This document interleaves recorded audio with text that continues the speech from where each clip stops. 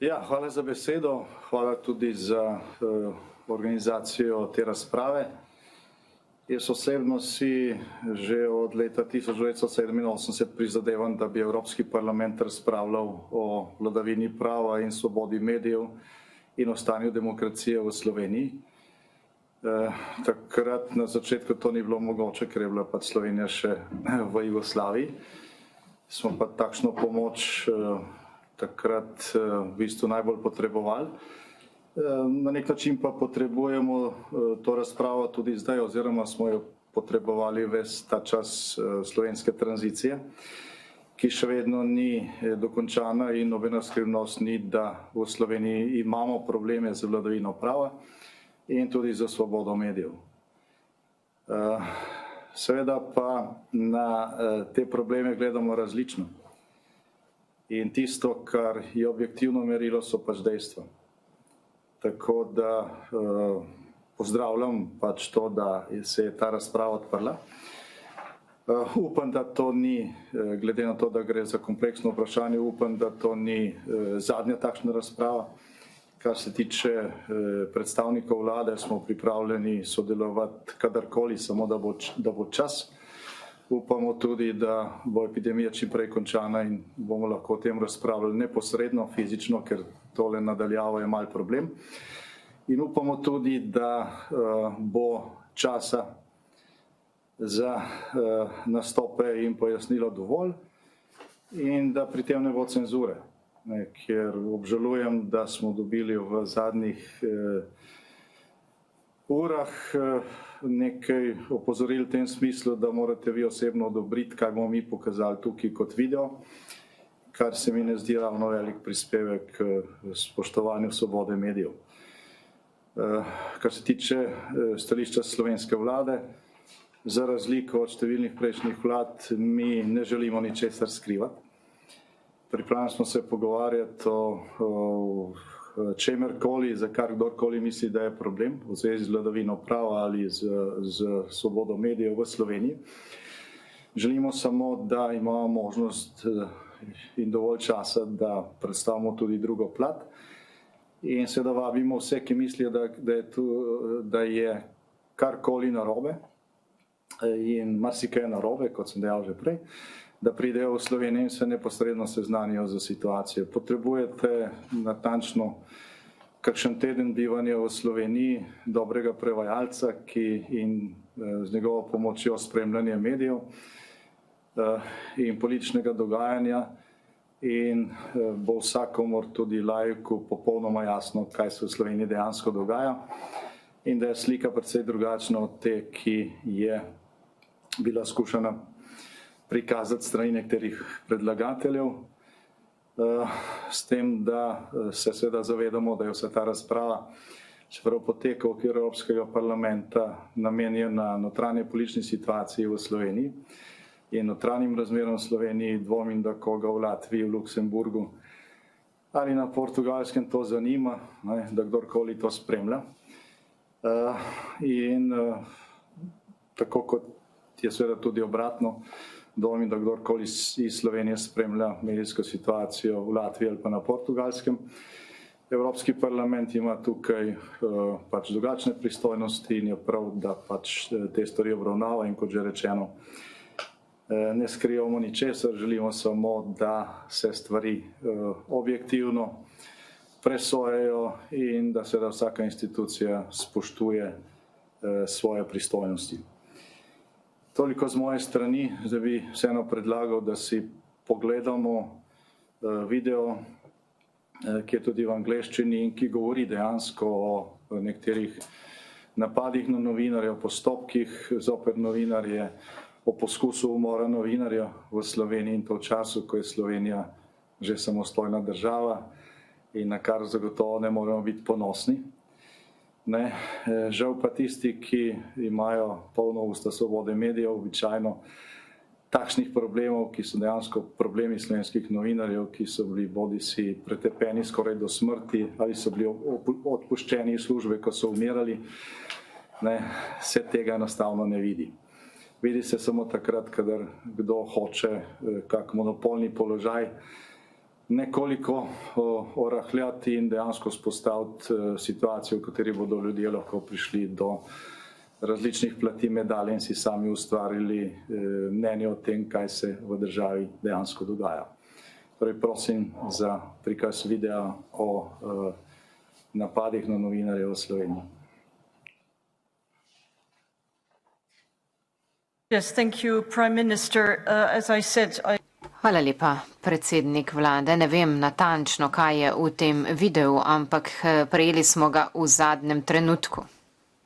Se opravičujem? Pred 3 urami ste prejeli ta video. Prepričan sem, da so službe Evropskega parlamenta dovolj dobro plačane, da v tem času pripravijo tak kratek video za projekcijo.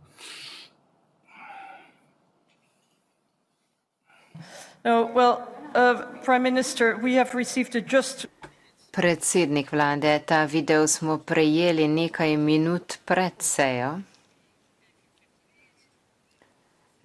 Dali smo vam 15 minut za vaš prispevek.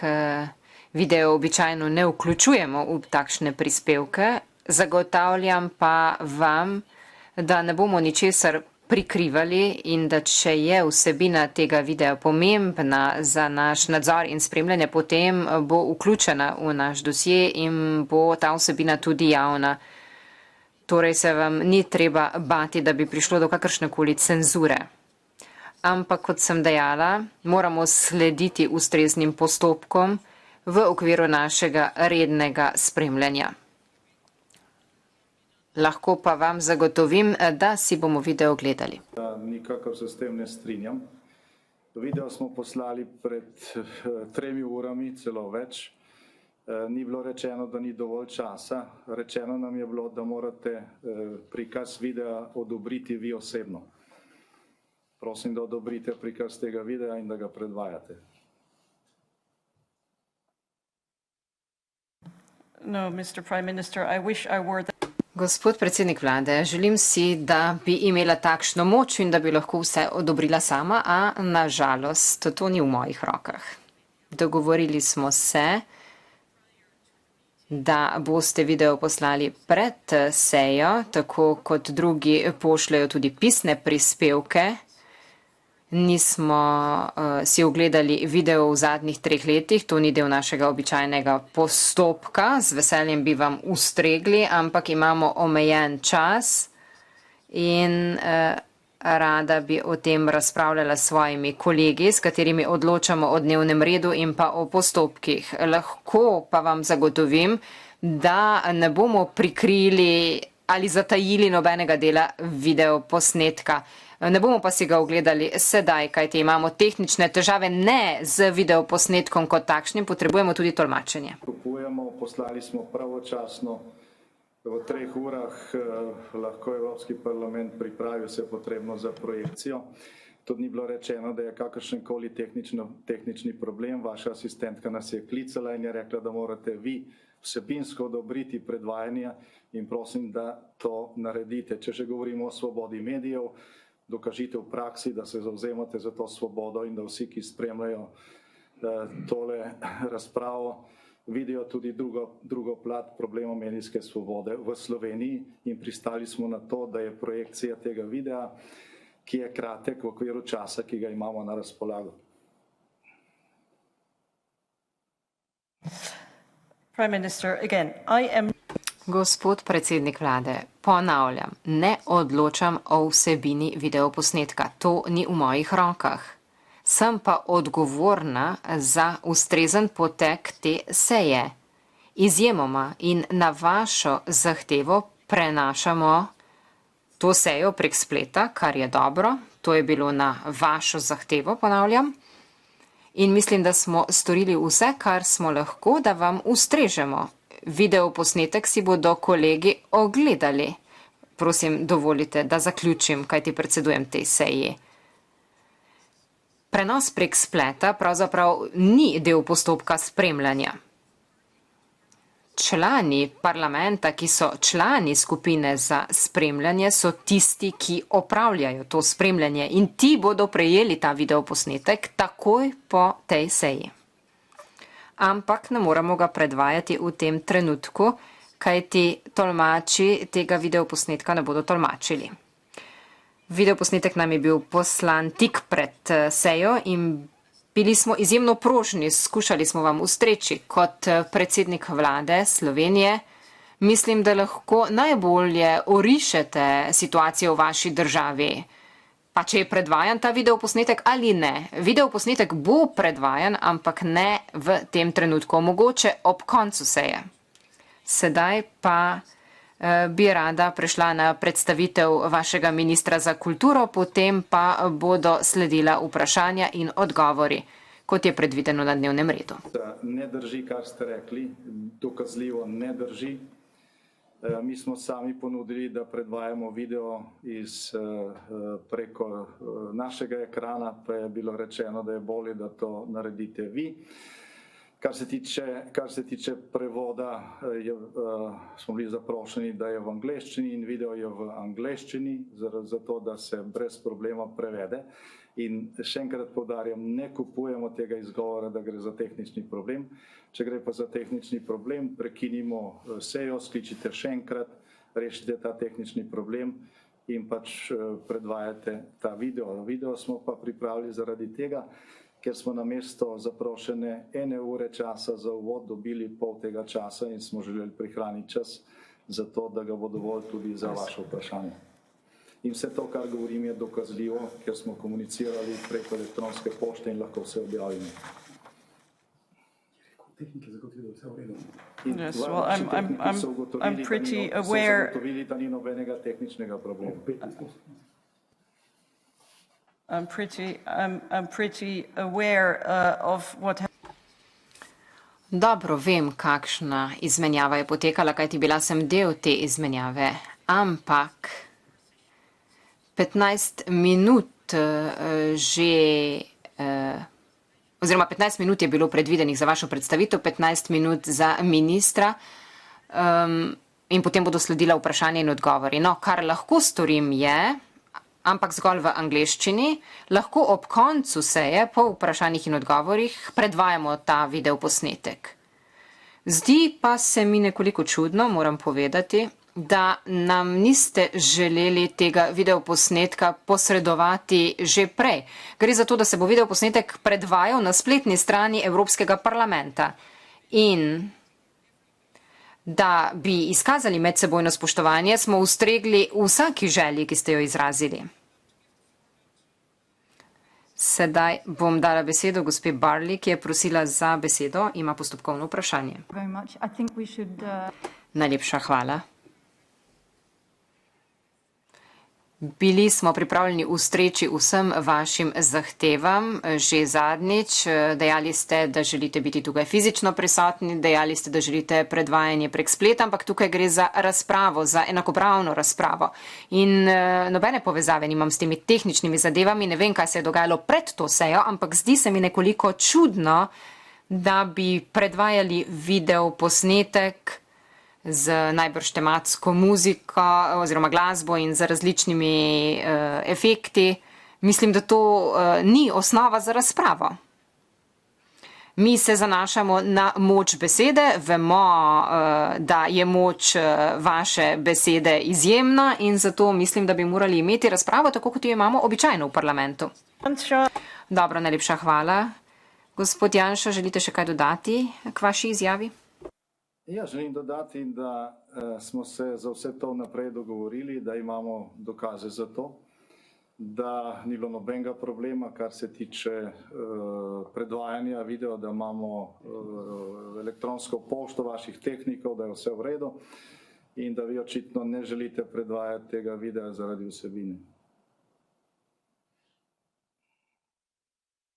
Gospod Janša, mislim, da je to napačen zaključek. Vsebino bomo posredovali naprej, torej vaš zaključek je napačen. Vendar pa vam dajem priložnost, da zaključite svoj prispevek, preden pridemo k prispevku ministra.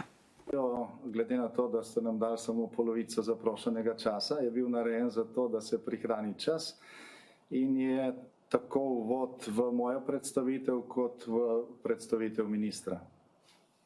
Tako da, če tega videa ne predvajate, kot je bil pripravljen, kot je bilo dogovorjeno, potem predlagam, da to sejo danes prekinemo, da jo skličete ob prvi naslednji priložnosti, ko boste pač vsebinsko odobrili prikaz tega videa. Kot že rečeno, je to bilo dogovorjeno v okviru časa za uvod in video narejen ravno zato, ker je bil ta čas skrajšan. Ničesar nismo posegali pravice drugih, smo v 21. stoletju in Evropski parlament mislim, da mora biti sposoben organizirati razpravo tako, da so vključene tudi audiovizualne Mr. Janša, to be very clear about what it is that... Gospod Janša, naj bom izjemno jasna. Smo skupina za spremljanje demokracije, vladavine prava in človekovih pravic. Ta predstavitev poteka za poslance Evropskega parlamenta in sicer z namenom spremljanja. Lahko si ogledamo videoposnetek z namenom spremljanja, vendar pa ta videoposnetek ni namenjen predvajanju prek spleta. Ta videoposnetek smo prejeli tik pred začetkom te seje. Bila sem izjemno prožna. Dejala sem, da če nam boste ta videoposnetek posredovali vnaprej, ga bom posredovala članom skupine za spremljanje. Ta videoposnetek bo vključen v dosje, to vam zagotavljam. Če je seveda ta videoposnetek relevanten, vendar pa to ni del te seje. Videoposnetek je nekaj dodatnega. Ta seja pa je namenjena članom naše skupine, ki so tukaj. Vi ste predsednik vlade, ki bo predsedovala Evropski uniji od 1. julija. Mislim, da ste popolnoma sposobni, da nam razložite, kakšna je situacija v vaši državi, kateri so problemi, kako se z njimi spopadate, kateri problemi so utemeljeni, kateri niso in tako naprej. Mi izvajamo zgolj funkcijo spremljanja, želimo si zagotoviti celovito sliko o dogajanju v vaši državi in dajemo vam možnost, da to situacijo predstavite, kot smo to storili že v preteklosti, ko je k nam prišel predsednik vlade Malte, Slovaške, večkrat smo se že srečali z ministri drugih držav, Bolgarije in tako naprej. Torej imamo običajen postopek, ki ga izvajamo tudi v tem primeru. Bili smo že izjemno prožni, ker smo ustregli vašim zahtevam, tega nikoli nismo storili v preteklosti. Torej, če ne želite ničesar dodati k temu, kar ste povedali, potem bo besedo dobil minister za kulturo Vasko Simoniti, ki lahko poda svojo predstavitev. Ste z nami, gospod Simoniti?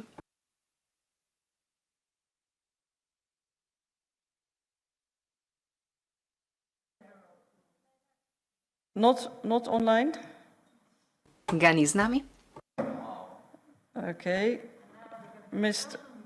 Then Mr. Simoniti is not online. Okay, then... Gospoda Simonitija torej ni z nami. Potem pa bomo začeli z vprašanji in odgovori. Preden dam besedo kolegici iz skupine SND, naj še enkrat poskusim dati besedo gospodu Simonitiju, ki naj bi bil skupaj s predsednikom vlade. Mi vas ne slišimo. Ne slišimo, kar se dogaja. Očitno imate tehnične težave tudi z mikrofoni, ne samo z predvajanjem videa.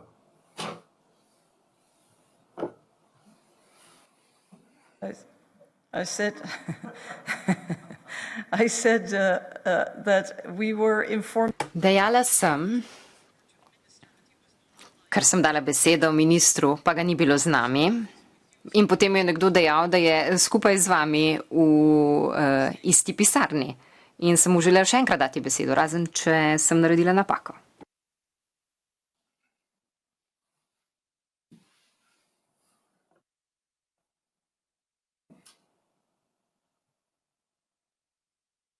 Okay, I don't think I will get an answer. So... Mislim, da ne bom dobila odgovora na to. Gospa Barli. No, povedali so mi, da predsednika vlade več ni z nami. Mislim, da mu naša seja ni bila všeč. Žal mi je, da je temu tako. Upam pa, da bomo o tem razpravljali pri naši prihodnji seji. Mislim, da ni primerno, da pošleš video posnetek v trenutku, ko se seja pričenja. Ne, da bi kdorkoli navedel razloge za to. Ta seja se tudi predvaja prek spleta. Mislim, da moramo biti dovolj vljudni drug do drugega, ne glede na to, ali smo poslanci, predsedniki vlad ali karkoli drugega. Videla sem, da želite besedo. Dala vam jo bom čez nekaj trenutkov.